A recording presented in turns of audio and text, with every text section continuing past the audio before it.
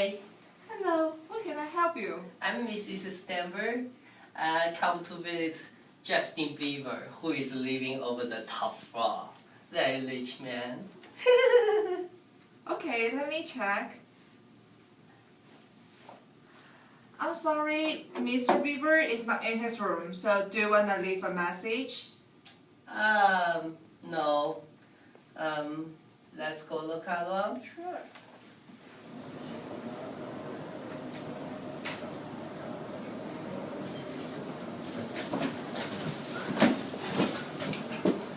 Oh my god, here's the TV room. Yeah, here's TV room, but I think the channel is so booming. Look at that channel. Rather here. Yeah. So, how about let's go to the movie room? Maybe there's some good movie waiting for us. Yes, that's a great idea. Let's go!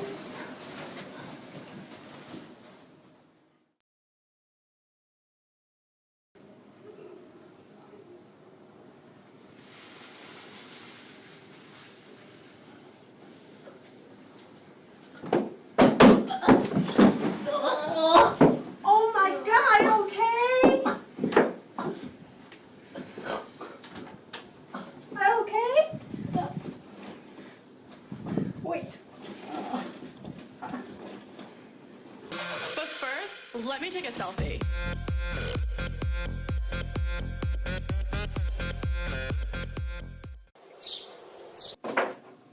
Our case today is Steinberg versus Irving Operating Code.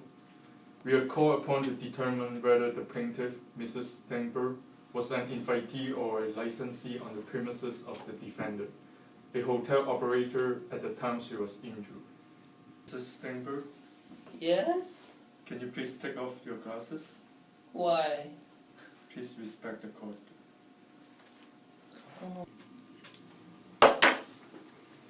What the f? Never mind, forget it. I, as the plaintiff's attorney, contend that at the time of the alleged injury, my client, Ms. Steinberg, was an invitee of the hotel.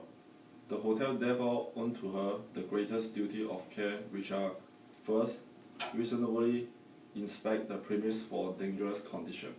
Second, exercise reasonable care to eliminate the danger. And based on the following elements. First, the hotel owed to my client a legal duty to act reasonably within the hotel's premises. Second, the hotel breached that duty due to negligence. Third, my client was injured as a result. Fourth, Ms. Steinberg's injury was a direct and immediate cause of the unreasonable conduct done by the hotel. We now seek damage and recovery on the theory that the hotel was obligated to furnish its invitee with reasonably safe premises. You may now begin, the defendant. Represent the hotel to defense. I think a hotel should not be liable to the damage. Here's the reasons. When Mrs. Steinberg used the means of ingress and egress such as lobby, elevator, hallways, and the room area rent to the guests, she can enjoy the status of an implied invitee. According to the duty owed to the licensees, a licensee is someone who is on the premise of another by permission or acquiescence of the owner or occupier, and not by invitation. His presence does not further the defendant's business. Instead, the licensee is on the premise for his own benefits or convenience.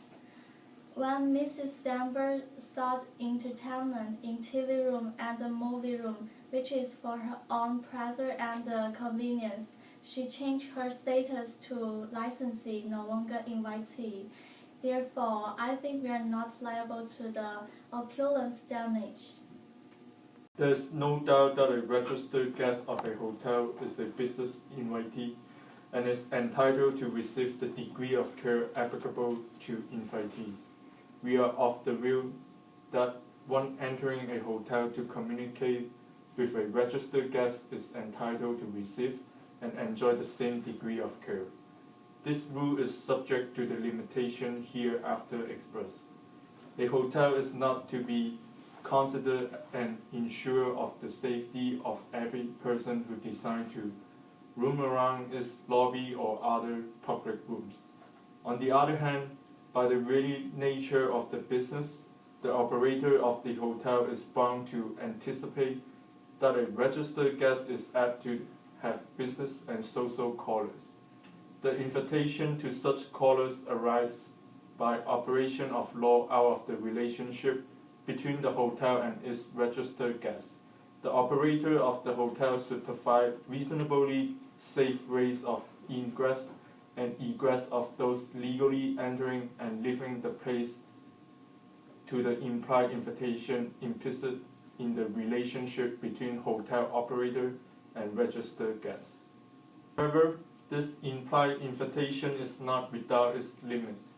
The invitation to enter the hotel to visit a guest is circumscribed by the rule that it extends only to appropriate usage of the means of ingress and egress, such as the lobby, elevator, hallways, and room area rendered to the guests.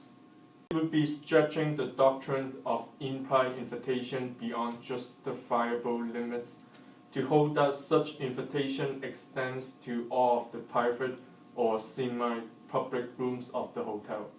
When the visitor crosses the boundary of the invitation, he ceases to be an invitee. His status then changes to that of a licensee or even a trespasser. He is entitled to the status of an invitee only to the extent justified by the implied invitation. Applying these rules to the case before us, it is perfectly clear that Mrs. Steinberg enjoyed the status of an implied invitee when she entered the hotel lobby. This status continues so long as she used the facilities of the hotel reasonably included within the invitation. When, for her own pleasure and convenience, she crossed the bounds of the invitation on her own initiative, seek entertainment in the TV room and later in the movie room, she became at most a licensee or even a trespasser. While she was in this status, the hotel owed to her only the duty to refrain from willfully or wantonly injuring her.